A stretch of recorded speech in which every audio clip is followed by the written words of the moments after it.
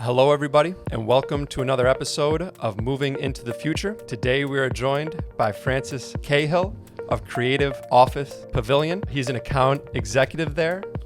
Francis, thanks for joining us today. No problem, man. Thanks for having me. Yeah, this is exciting. We've been working on our own little project together, and we were talking about this podcast. I wanted to get you in because you're an interesting dude. You've had some good experience. And, let's get right to it because you told me this story and I think it's great. You've basically spent your entire career in sales and you got started really in high school, right? Yeah, summer right after I graduated. The high school I went to, we actually graduated in early May. So I needed a job to get me through from early May to college, and got a letter in the mail saying to sell knives. You probably heard I was your Cutco kid. And I thought it was right off the block from me, and I thought I'd just make like $16 an hour, but it was no idea. That's not what it was. At the time I was, selling knives, thought I was, swinging deals, but it really kind of, looking back, laid the groundwork of like how I got into sales and, learned cold calling and, block timing and scheduling your calls and all that. So I'm sorry to anyone that listens if I called your mom or your aunt or your uncle for to come into your living room and sell knives to them. Well, right, but the really, you're burying the lead here, and this is, how it starts as a salesperson. When you start from the bottom, you were going in your yearbook where all of your classmates' numbers were listed, and using that as your your leads list, right? Well, yeah, they. One of the first things they ask is like, hey, how are you going to get your calls and how are you going to get your leads? And I knew none of my aunts or uncles were going to take me serious and, buy some knives for me. So I just got this yearbook and I turned it over one day and it was everybody's contact. And I just kind of had a whole like 400 person phone list and just hit the books. And thank God that they were all very, I went to Chaminade High School, a very close-knit community and built on support, and so they really helped me out. There you go. If that's not the start of a great salesperson, then I don't know what is. So then you got your start at WB, and that's really where you got introduced to furniture and doing projects there. What was it? You did a small project there, and you really enjoyed that, right? Yeah, well, I started at WB, and just kind of how everybody does. I was on the streets in Astoria, and I had that territory. And WB Mason is, I think, the largest privately owned office supply company in the country. So I started off selling copy paper and office supplies and building relationships. But they also have a furniture division, who, one of my best friends to this day was my manager, and would take me along on jobs and teach me this. And it kind of was, it wasn't a transactional sale, and I learned, that there was this furniture world out there, and I ended up taking over one of our larger accounts who had a job at Four World Trade Center, and that's where my eyes kind of like opened up. It was like there's this whole real estate industry out there, and where you're working with teams and you're learning, and that's what I realized, that there's so much for me to learn and to grow in this industry. I was in a similar position. I was doing residential moving for a while, and then I remember I did my first office move, and I was like, wow, there's like a way bigger world out there, and you can make good money doing it. Like there's more money in that side of things. So I definitely understand where you're coming from there. And on that first project, what was it that you really enjoyed about office furniture specifically, and that that project process and everything that was entailed within that? Yeah, well, I mean, I had no business being there, right? Like, it was like I maybe did like, a couple furniture jobs, like mom and pop stores, and now I'm sitting in, with people who have been doing this for years and years and years. So, like I said, there was just like this sense of, wow, I got to step up my game, and I got to learn more, and I got to act a little bit better, and but also just like hard work. It was rewarding. Like we put in hours and hours of stuff, and it wasn't, me and Andrew would come back and we're working until 9, 10 o'clock to get things done. And it was just like this sense of gratitude and reward when it was finished was different than, slinging copy paper, right. And, which isn't easy work either. But this was a little bit, more rewarding. Yeah. Yeah, I certainly know how that is because, again, we're at very similar points of the process, that the furniture installation, the office move, they happen so close to the opening. So to see that finished product is always very rewarding, Yeah. On my end as well. So, it's nice that you got to see that and you got to experience it from that level. And then you went out and were looking for different opportunities. What was it about Creative Office Pavilion that really separated them from, the other furniture dealers that you were thinking about joining? Yeah, well, like I said, I knew this world was out there, and I was like, if I'm going to stick with this, I want to, dive in. And Herman Miller is a brand that I was always up against, and everybody knows the Aeron chair, and it's at the time I didn't know how big of a company it was because I was not in that market, but I knew I wanted to go to a Herman Miller dealer. So I got in touch with Patrick Hayes and Kim Pinkerton. I met them, who are president and vice president, and it was really the people there, and I met them. I've learned about how COP, was in business for 30 years, but Kim and Patrick really built this for about 6 years ago when I was there. So it seemed like I had a good opportunity to get in on like the ground floor, but with a proven business and Herman Miller, the brand behind me. Yeah, that Herman Miller brand, I mean, there really is nothing like it. And, when Kevin Kennedy was on, we did talk about that merger and everything that entails. And, the world, we referred to it as like a galaxy and universe that's going to open up. And I do agree too, as far as Creative Office Pavilion goes, it does offer a level of, professionalism and resources that are very, very valuable to a salesperson like you. So, as you were developed there and growing there, what were you finding that you really enjoyed about, working with these clients and providing them with office furniture? What did you find your strengths were that were separating you from your competition? Well, to kind of go back to what was I enjoying about it, it really, you get to, furniture, if you're not in it or if you're not, responsible for procuring it, you really have to learn about how the end user's working and, what is it? It's not just that. It's what is the goals of the client, of the client, and how it fits into their future. And so you need to learn if they're working 24-hour shifts, 8-hour shifts, if, what's their end user experience like. So I really thought that was cool. Rather than just coming in and selling one product, you're really creating something that's going to work for that client and for a specific reason.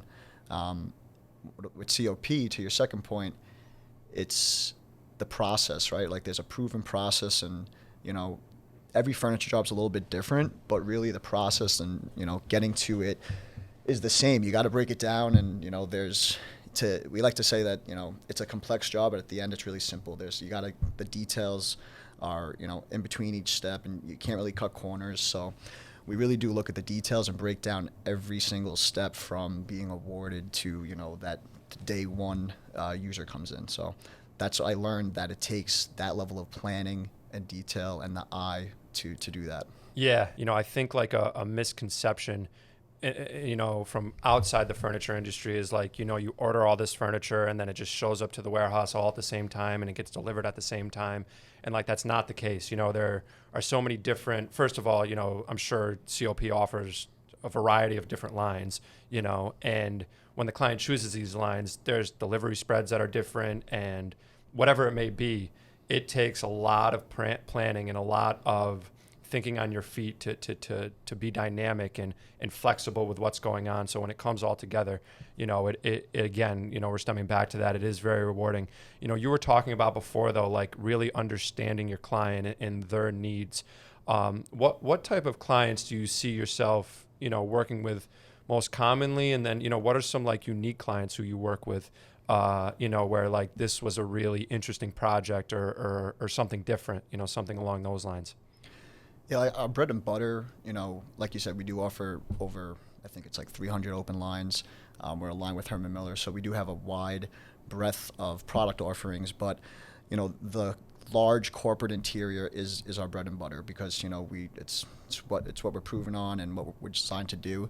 One of my most recent favorite projects, we were working with a landlord uptown, and this was, right in the middle of COVID, and it was before the whole talk of returning to the office in future, and they just had 4 floors that was just like warehousing storage, and they said, you know what, we want to just make this, our tenants are going to come in here and this is going to be their amenity space. And Cool. that was very different for me, right? Because we were not speccing workstations. We were not speccing the usual floor plate.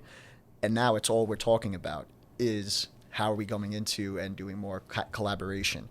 So that was really, really cool to see that project come in. And over the last 2 weeks, I've been on site and I'm seeing that come through and seeing the tenants come in and use that, conference room table that we spent months speccing. And so that was very cool. Yeah, that is really cool, and it's interesting too because through the pandemic, we're obviously a lot of the talk was people are getting rid of their office spaces. They don't need it anymore. They're going to these hybrid models where they're downsizing. So one of the questions that I've always had is, there still is all this space in Manhattan. What are we doing with it? How are we repurposing it to still serve an appropriate function based on people's needs? So to hear that, you're doing projects like that is really, really cool. What type of amenities, besides like conference rooms, are they putting in that space? What else that you found interesting or a little neat? Is it just a lot of like lounge area spaces and like, comfortable, almost like residential spaces, Absolutely, yeah, exactly. where people can work? Is it a lot of that? Yeah, so like what they were calling the study, which is basically like your living room. You can go in there. You need to take a break. You need to maybe close the door, have some focus time, but not sit on a bar stool or not sit on your task chair. You come in and sit on your couch.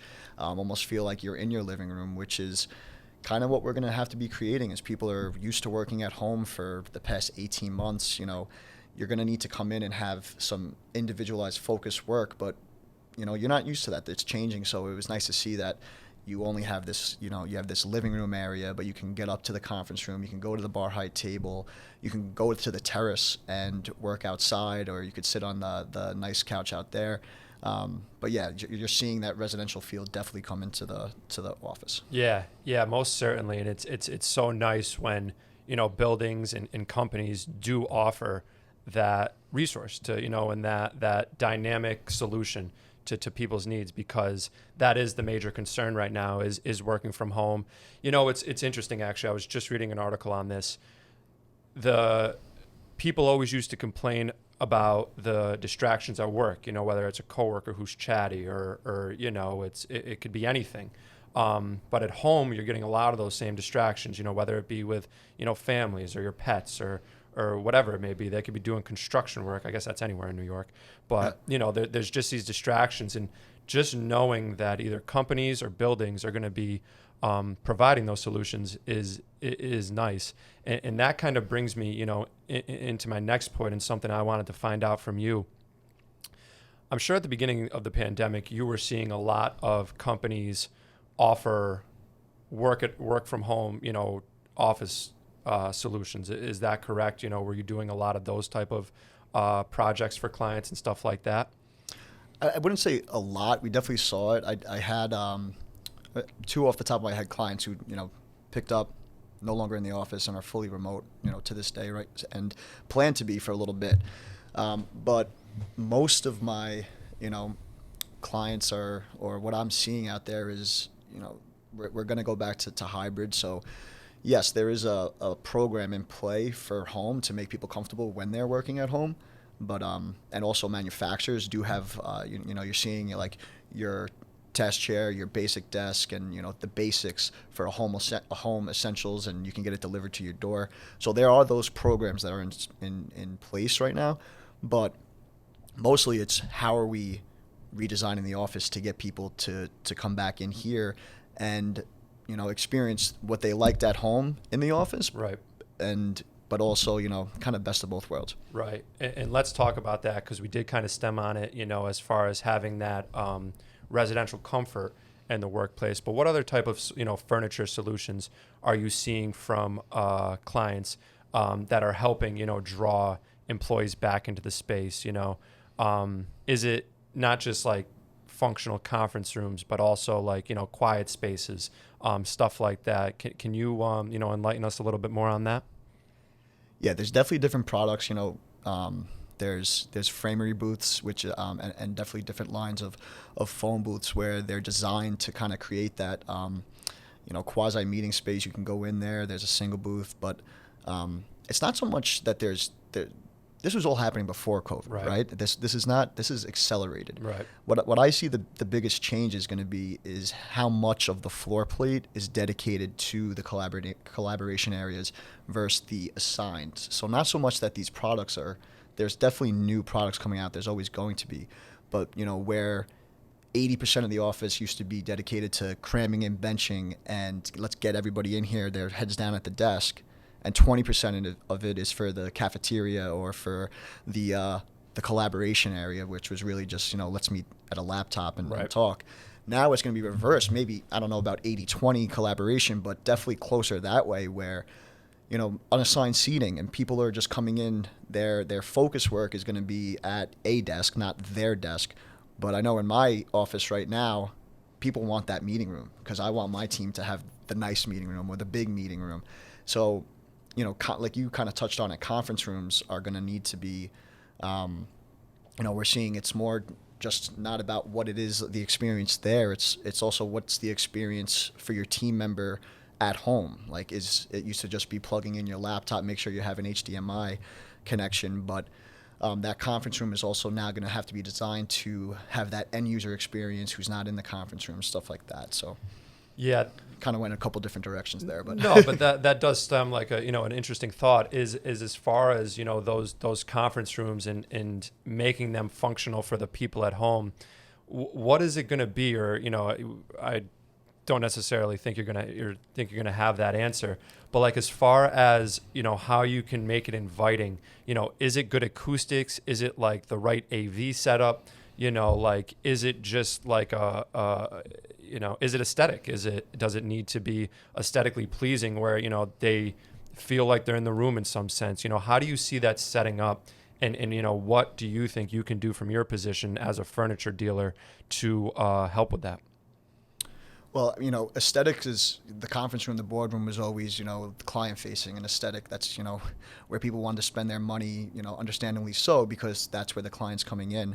But maybe the client's not coming in anymore or as frequently as there is. How I can do is my first thing is understand how you, the client, want your conference room to work. But I do think it's going to be more of how my furniture or how our furniture is interacting with the AV team, is interacting with the technology, is interacting with, what platform do you use? Are you a Zoom house? Are you a Microsoft Teams house? How easy it is to come and connect if you're rushing into a meeting or set up. Maybe it's not having that overflow seating where you used to see a 36-person boardroom table and then, have some benches around. Maybe that money's coming in to making a more futuristic conference room that's going to connect to, the cloud, to connect to home, connect to you, the user. Yeah, that's all really interesting to think about. And we were talking about it a little too, and you mentioned it, conference room having these different functions and different purposes, I think are going to be a big result of this pandemic and the new workspace. So often conference rooms were predicated upon, you mentioned it, the number of people you could fit in there, whether it's a 6-person or a 12-person, whatever it may be, obviously, and that's based on space.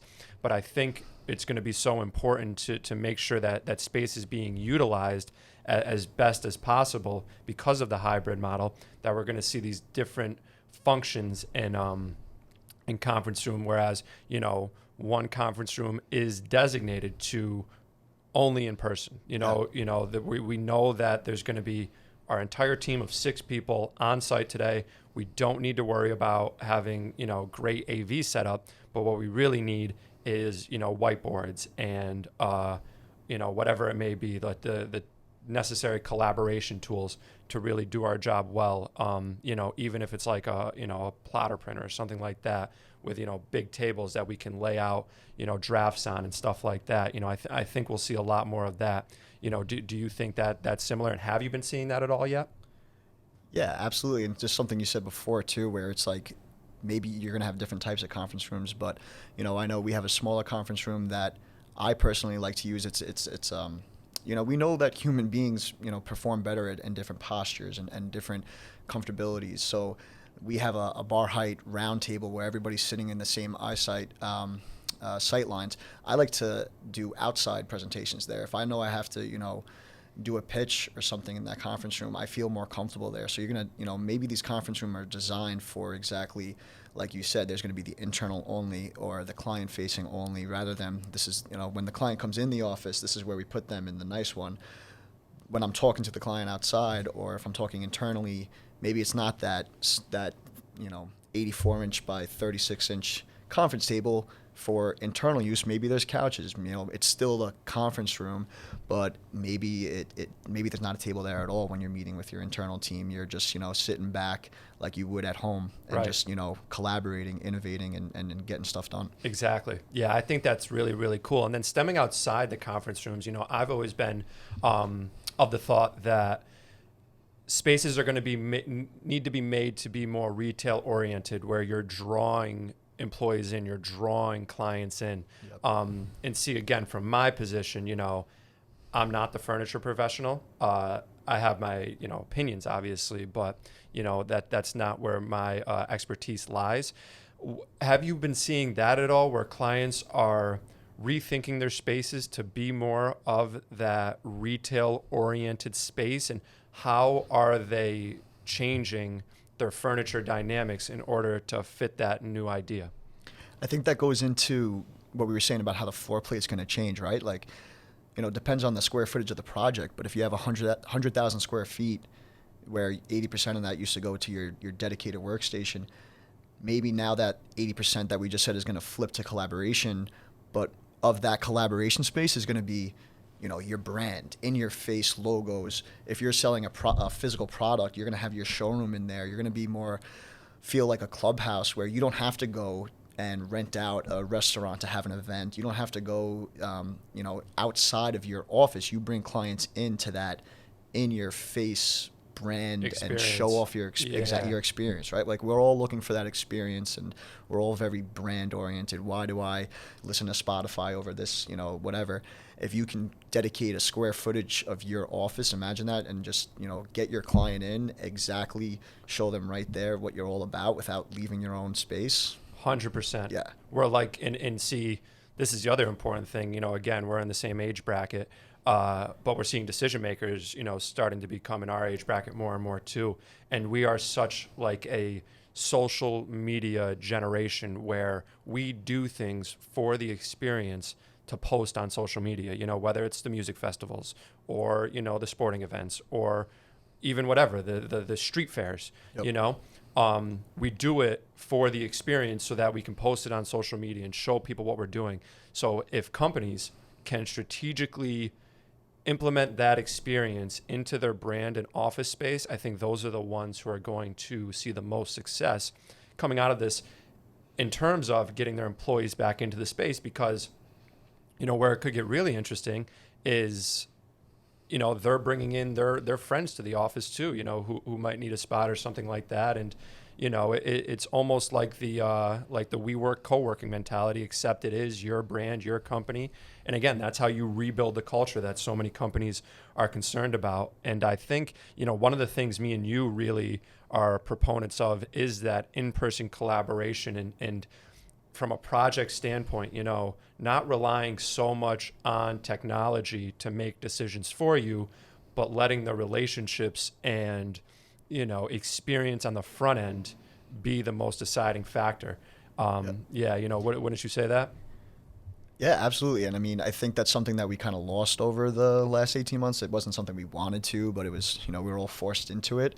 But you need that personal, even my team saw it, right? Like, how quick we were getting things done when we were sitting around a table lock ourselves in a room for 4 hours. But, imagine, taking, like you said, taking that entire experience with your brand and bringing it in-house, and what you can do to have your clients all under the same, welcome into your office, and see your employees are all right there. We see it so much in the sense of these RFP bids, where, they're essentially sending them out, and, they expect us to just take this information and then regurgitate these presentations back to them, where then they can make a decision, often based on price. And, that's not always the most advantageous way to do things for the client at hand, right? Yeah. So I think like that's something too that we'd like to see. And now, bringing it full circle, if Creative Office Pavilion has this beautiful space where they really put their brand on display, let's get the project managers and the architects there to see that and have a meeting before the RFP process, before that, and get some depth of how Creative Office Pavilion and our team can help you with your project. And this because A, you see our space and the brand that we're offering, and B, you're talking directly to our team and brainstorming and collaborating even before you need us, because I think that's one of the misconceptions about furniture is that you get involved so late in the process that you put the client at a loss almost if you have delays in furniture, and especially now with supply chain issues. It's not the best way to service the client. Well, yeah. I mean, we can have our own podcast on this, Right. but episode. But I mean, things.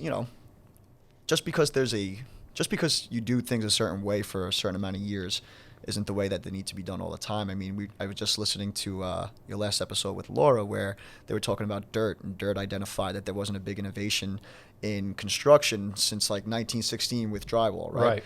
So we're all living through this futuristic, time but like to say that the RFP process needs to be a little bit more team oriented and who you're working with. Like when it gets down to it, like does my team work well with that team? Because we're all talking about collaborating and that we need, we're all on tight deadlines and how we're going to do all of this. There's obviously price is a big part of it. Like I think FF&E spend is like 30% of a project. But if it's that important, don't you want to know who you're working with? Don't you know who, like if you're going to vibe with that team?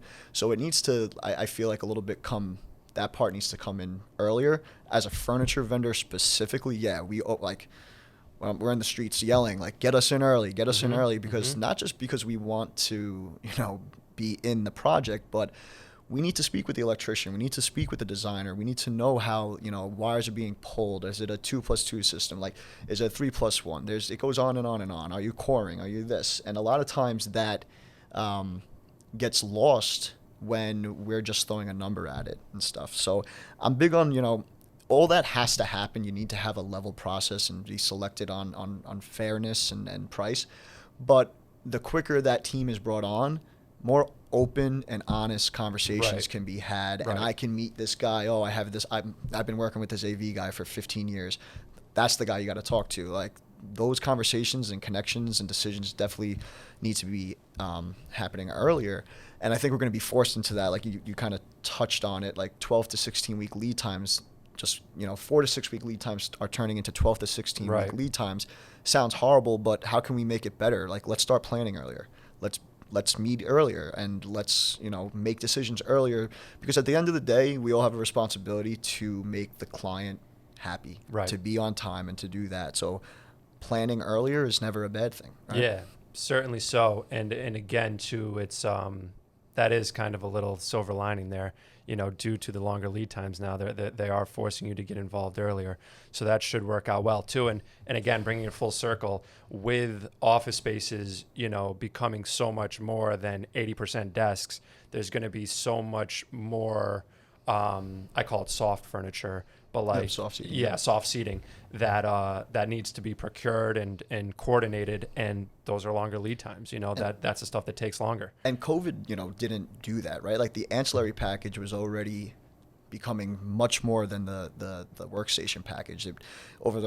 Before when I probably got into furniture, it was when it started 5 years ago. And that's what I was trained on, is like there's this ancillary package that's going to become bigger and bigger in the office.